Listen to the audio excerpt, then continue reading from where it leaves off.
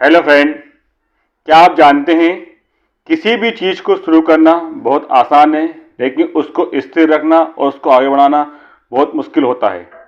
दोस्तों, हम कोई काम शुरू करते हैं तो काम करना शुरू करना बहुत ही आसान होता है, लेकिन उसको आगे बढ़ाना बहुत मुश्किल काम है।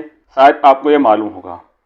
दोस्तों, मैं आज बात करना चाहता हूँ आपके बिजनेस के बारे में। बहुत सारे लोग ऐसे हैं जो अपने बिजनेस तो स्टार्ट कर देते हैं, लेकिन निरंतर उसको आगे बढ़ाना और उसको एक सफलतापूर्वक ग्रो करना बहुत ही मुश्किल काम है। आज बहुत सारे बिजनेसमैन ऐसे हैं जो अपने बिजनेस तो स्टार्ट कर दिया, लेकिन वो बिजनेस को सही तरीके से ग्रो नहीं कर पाते। तो दोस्तों, क्या गलती करते हैं, क्या भूल करते हैं जिससे वो अपना बिजनेस को आगे नहीं बढ़ा पाते और एक ही जगह पर सिमट कर रह जाते हैं।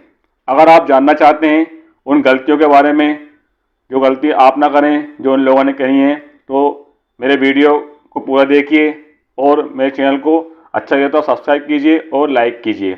मैं हूं Prakash Yadav, Indian solution channel से।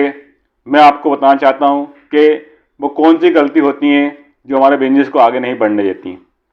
दोस्तों, आप लोगों ने देखा होगा कि बिजनेस को हम दो प्रकार से ग्रो कर सकते हैं, एक ऑनलाइन, एक ऑफलाइन। दोस्तों, ऑनलाइन बिजनेस में भी गलतियां होती हैं और ऑफलाइन बिजनेस के अंदर भी गलतियां होती हैं। तो मैं आज बात कर रहा हूं आपसे ऑफलाइन बिजनेस के बारे में। दोस्तों, ऑफलाइन बिजनेस क्या होता है, पहले तो हम ये समझ लें।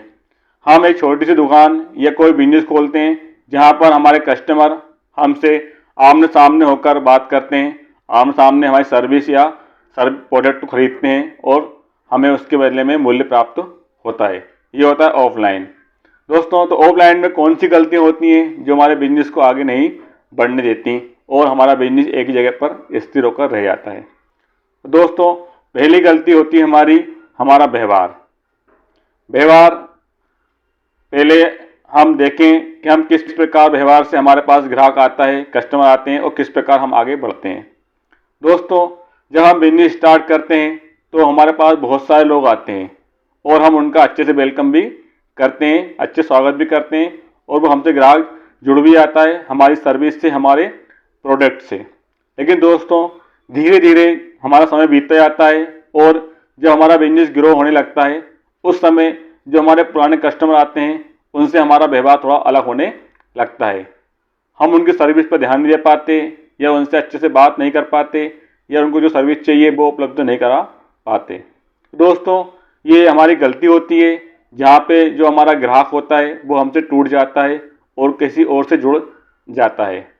दोस्तों, ग्राहक को सर्विस चाहिए, वो आपसे ले या किसी और से ले। अगर आप उसको सर्विस उपलब्ध नहीं कर पाएंगे तो वो दूसरे व्यक्ति के पास जाएगा। जिस प्रकार दूसरे व्यक्ति के पास से वो आपके पास आया है सर्विस के लिए, उसी प्रकार वो आपको छोड़कर कहीं भी और जा सकता है। दोस्तों, पहली गलती ये होती है जिसे बहुत सारे बिजनेसमैन करते हैं।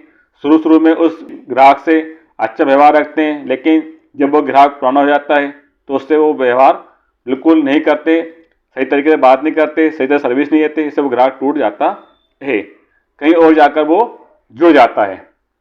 दोस्तों, ये हमारी त्रुटि होती है जिससे हमारा बिजनेस को सही प्रकार से लाभ प्राप्त नहीं हो पाता। दोस्तों, आपने देखा होगा कि बहुत सारे लोग दुकानदार खुद ही अपना काम करते हैं, खुद ही उसकी एंट्री करते हैं, खुद ही लिखा करते हैं और एक आमतौर पर वो गलती नहीं पकड़ पाते।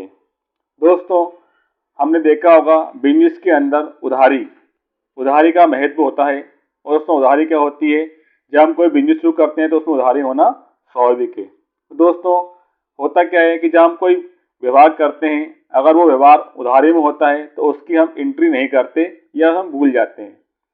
तो दोस्तों, वो गलती हमारे बिजनेस को लॉस में ले जाती है। अगर उसका हम व्यवहार नहीं लिख पाएंगे तो हम वो याद कितने तक रख पाएंगे, एक दिन, 2 दिन, हफ्ते भर, महीने भर। मालूम पड़े जो व्यक्ति हमसे उधार सर्विस या उधार कोई। नंबर 3, दोस्तों, इसके अंदर है आपके पास एक आहरण।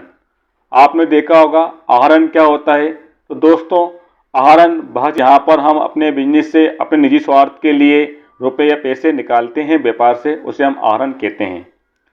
क्या होता है दोस्तों, बहुत सारे बिजनेसमैन अपने निजी स्वार्थ के लिए दुकान के अंदर हैं या पैसे निकालते हैं अपनी निजी स्वार्थ के लिए, निजी काम के लिए, और उससे कहीं एंट्री नहीं होती। तो दोस्तों इसके बाद जब हम इसका हिसाब लगाते हैं तो हमें उतना अमाउंट कम आता है या फिर उतना माल कम आता है जितना हमने हमारे स्वार्थ के लिए, हमारे घर के लिए हम लोगों ने बिजनेस से लिया है, वो बिजनेस के लिए हमें लॉस में ले जाता है। आप अगर इसकी सही जानकारी रखेंगे कि हमने कितना सामान या कितने रुपए हमने निजी स्वार्थ के लिए बिजनेस से लिए हैं, तो हमें दोस्तों कहीं से घाटा नहीं जाएगा। इस प्रकार दोस्तों और भी आगे बातें हैं जो हमारे बिजनेस को ग्रो करने में आगे बढ़ाती हैं, कई लाता रहूँगा। मैं हूँ Prakash Yadav, Indian solution channel से।